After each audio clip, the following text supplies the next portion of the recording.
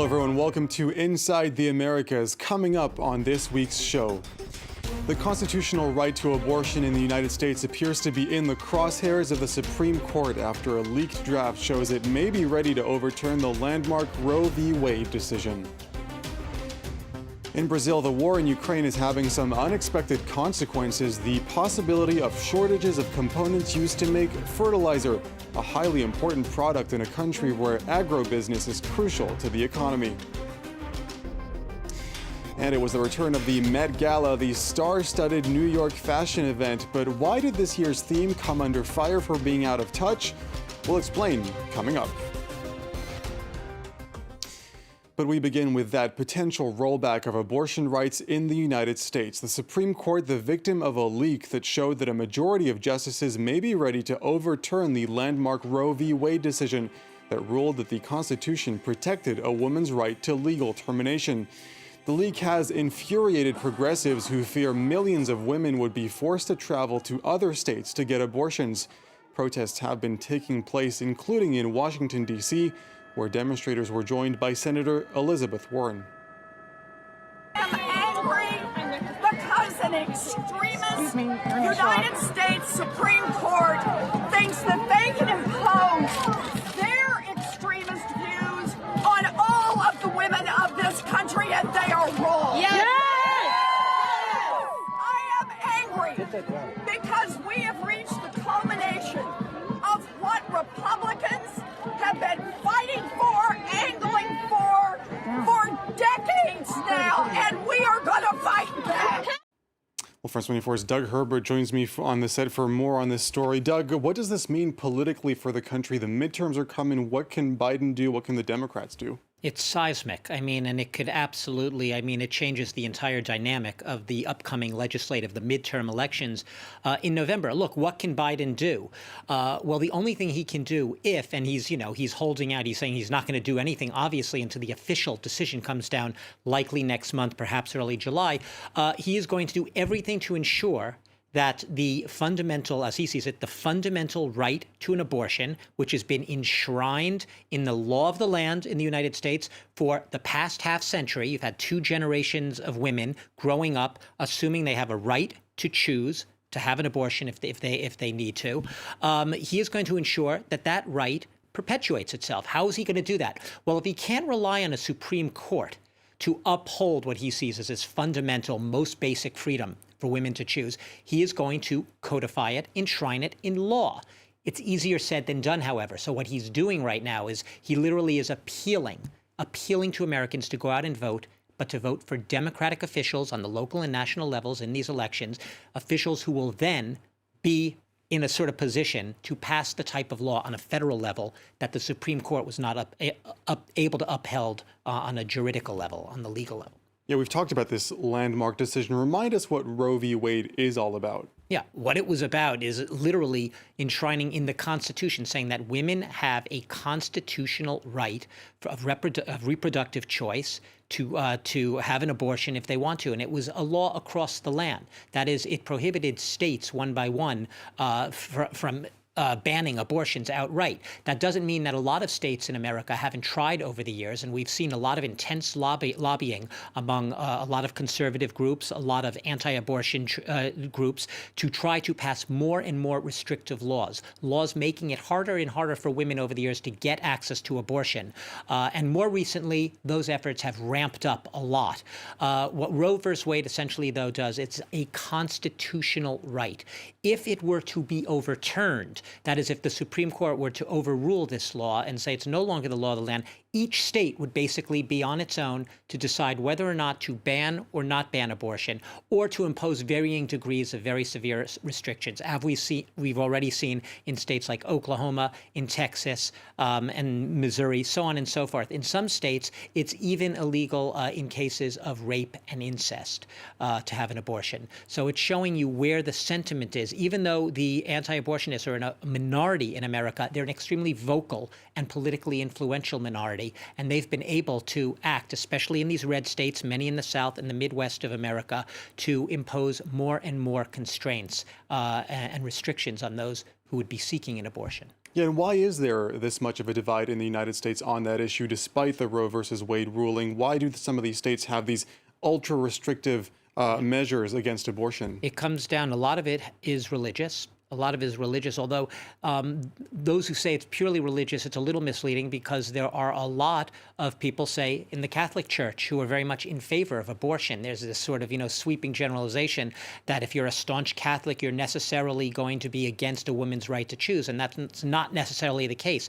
A lot of it also just goes to the heart of what's been a trend elsewhere in society, whether we're not just on the abortion question, whether we're talking about gay rights, same-sex marriage, whether we're talking about fertility, contraception, interracial marriage, you name it across the board, any of these social, cultural issues, it becomes cultural wars, identity wars, and it goes to the heart of all of that so-called, it's now cliche to say it, but the polarization of America. And few debates have polarized America more over the years, and this really goes back to when the original Supreme Court law, Roe versus Wade, came down, has polarized America more than the abortion debate. It's become a litmus test in many respects, often for Supreme Court justices, but well beyond that, of where people stand on the political spectrum. Yeah, it may be cliche, but this is very real. France 24's Doug Herbert, thank you very much. Well, if the Supreme Court does proceed with overturning Roe v. Wade, the abortion rights could be determined by individual states, and almost half are poised to ban the procedure. Allison Sargent takes a look at what a post-Roe America could look like. Women like Shayla from Houston, Texas, have already gotten a glimpse of a future without Roe v. Wade. In September, her state enacted a law banning all abortions at about 6 weeks, before most women know they're pregnant. So like now, it's like either have a baby and struggle or travel. Shayla was able to make the 5-hour drive to this clinic in neighboring Louisiana. But if the Supreme Court strikes down Roe v. Wade, options would narrow drastically. 22 states have laws that would come into effect to restrict or ban the procedure almost immediately. And 4 others are likely to pass similar legislation, leaving large parts of the South and Midwest without access. In contrast, 16 states and Washington, D.C. have laws explicitly protecting abortion rights. But the logistical and financial obstacles of traveling for the procedure may be insurmountable for some women, especially those with lower incomes, racial minorities, teenagers, and those who are uninsured or undocumented. Clinics may also be unable to keep up with the demand. It's very stressful. We see a lot of tears, a lot of women who are feeling very desperate, a lot of calls from women. Is there something else I can do? What can I do if I can't get in there? What can I do to end the pregnancy? Women do have more options than they did 50 years ago. As states have increased restrictions, evidence shows that many have turned to illegally ordering abortion pills online or buying them in Mexico. Let's take you to Brazil now, a country that is highly dependent on agribusiness. There, too, the war in Ukraine has had unexpected consequences. There are fears of a shortage of the main components that are used to make fertilizers. Our correspondents went to the Agri-Show, the epicenter of the agricultural lobby.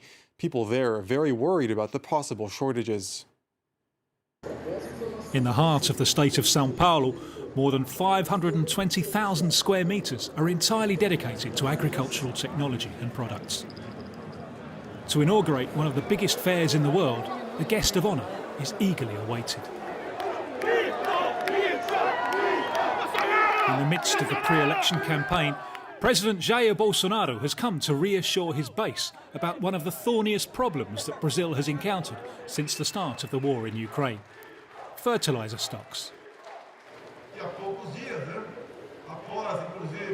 Despite some people's comments that my visit with Putin was not timely, we have just received news that almost 30 ships full of fertilizer are on their way from Russia. Nearly 25% of the potassium and phosphate present in fertilizers comes from Russia, which raises great concerns among producers, such as Ricardo Curioni. Brazil depends heavily on agribusiness. so it has not sanctioned countries at war precisely to ensure that we keep receiving fertilizer ships. But the situation remains a great concern for us and the farmers who use our product. One of the solutions, according to Bolsonaro, would be to use the soil of indigenous territories, which are supposedly rich in potassium. Our president has found a very smart alternative. He wants Brazil to become independent in terms of raw materials. For sure, not overnight, but we have to make a good start. But in Parliament in Brasilia, the opposition seethes. For this environmentalist MP, the war in Ukraine is just another excuse. The government has shut down fertilizer factories. Brazil has consciously decided to become dependent on imports, but the real solution lies elsewhere. We have to do it differently. We have to change the way we do things in Brazil, and we have to use less polluting fertilizers.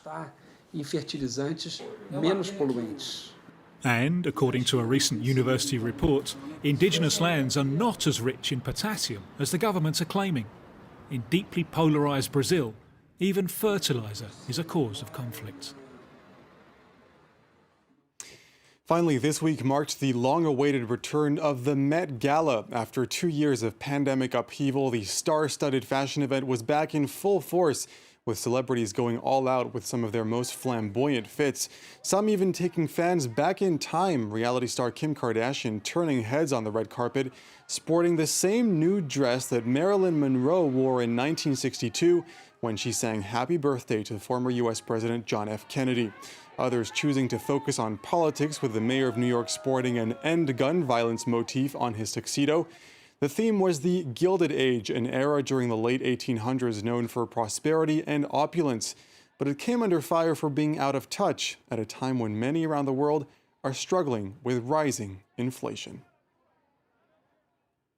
That's it for this edition of Inside the Americas. Thank you for watching. There's more news coming up on France 24. Stay with us.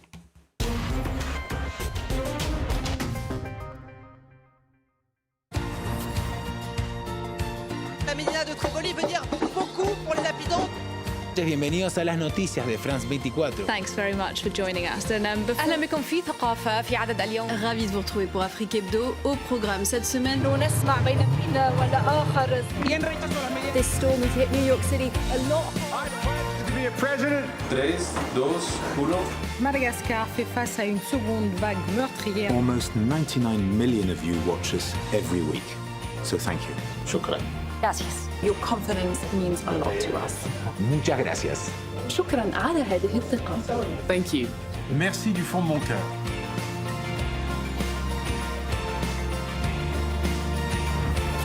Liberté, égalité, actualité.